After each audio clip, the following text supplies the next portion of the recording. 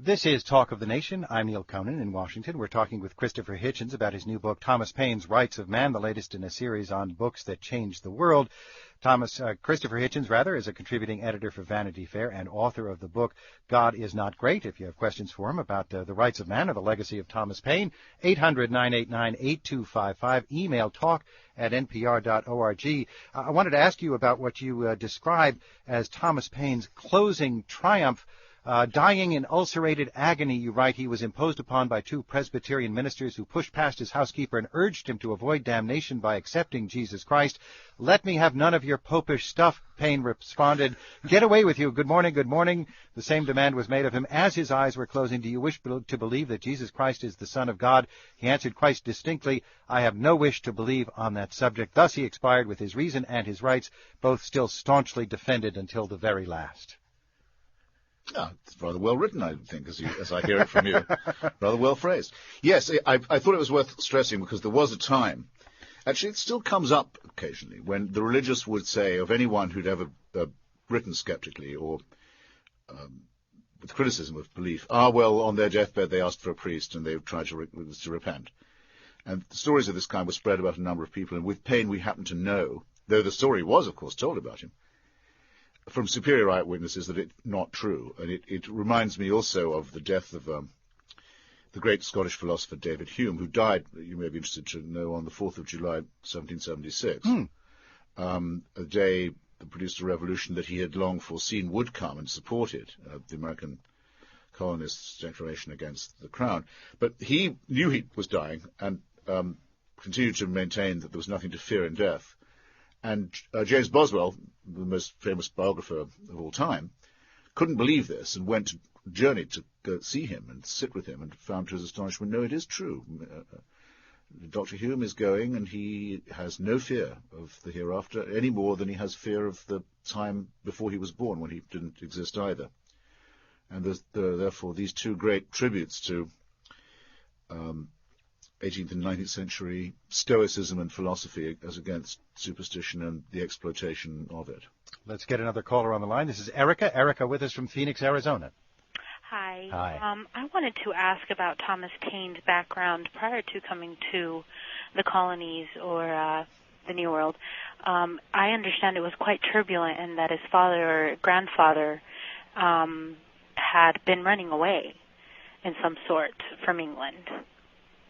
No, you're nearly right. I mean, when Paine tried to run away to sea, which a lot of young men of his age did when they found that there were no prospects in the rural towns. What was the name of the ship again? Was it the Terrible? The Terrible, yes. The Terrible, and the commander was Captain Death. Yes, right. And his father probably did well to get him off that ship as it was about to sail. But he was born in a small town called Thetford, of a fairly poor family with not many prospects. Apprenticed, as many young men were, to a trade, the not particularly attractive trade of making corsets for ladies out of whalebone. Tried to run away, was brought back by his Quaker father, who probably instilled some early radicalism in him. Ran away again, eventually became a customs and excise officer, got into trouble for trying to form a union, a labor union for those guys, and to demand a pay raise. By this stage was meeting subversive Americans and free thinkers in London like Benjamin Franklin, who made him think that the best chance for a young man in his position was to go to Philadelphia. I was just wondering in his upbringing why religion was so, strong. He developed such a strong opinion against religion. Well, probably because he was taught the Bible very well. Mm-hmm. He went to a very serious school. His father was a Quaker, and this was at a time, remember, when what the Quakers would have recalled was the Cromwellian Revolution, the Protestant Revolution. The overthrow of the monarchy in Britain, the execution of King Charles in 1649, the destruction of all these achievements by the restoration of the Stuart monarchy, the re-establishment of a church that was a department of monarchy, where the divine right of kings was still half believed in. And this is important, by the way, first because he represents this Protestant, free-thinking, Quakerish, anti-clerical, anti-established church, anti-monarchic tradition that leads to the American Revolution eventually, because I think the English Revolution is the ancestor of theirs. But it's very important for the one word we're discussing, even when we're not mentioning it, in his case, the word rights. we take the word rights for granted. No one had ever suggested there were rights for humans before. Well, No one had ever considered putting the idea on paper. There was the idea that kings had a divine right to rule. Their right came from God. People, if anyone asked, by what right does the king do this? How does he take my land? How does he impose taxes on me? How does he make me a soldier? How does he make me obey him? By what right? Quo warranto, in Latin. They would say by the right that God gave him. So then gradually the idea begins to occur to people, well, that means there are rights. If that's true, someone's got them. Well, why don't we all have them in that case? And once that question had been asked, you see, it couldn't be repressed, it couldn't be silenced. And Paine is the first to ask it. he was centuries before his time. He certainly was.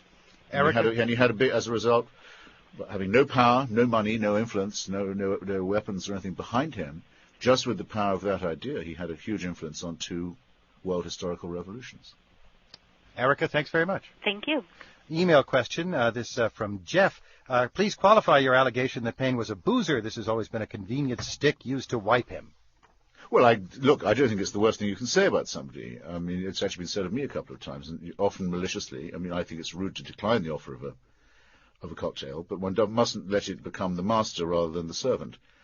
I've been into this with Paine and with sympathetic biographers, letter writers, people who knew him. I have the feeling, actually, that at least in his later years, he did slightly let it become his master, which is a terrible fate to allow to happen. I don't think that he wrote Common Sense out of the brandy bottle, of course, or any of the other works he did. If he'd been smashed, he couldn't have written so beautifully, and he wouldn't have had total recall of things like the relevant biblical verses. But the end was a bit shabby, and I think it may have had something to do with another sad thing about his life, which is he never seemed to have had a decent relationship with a woman.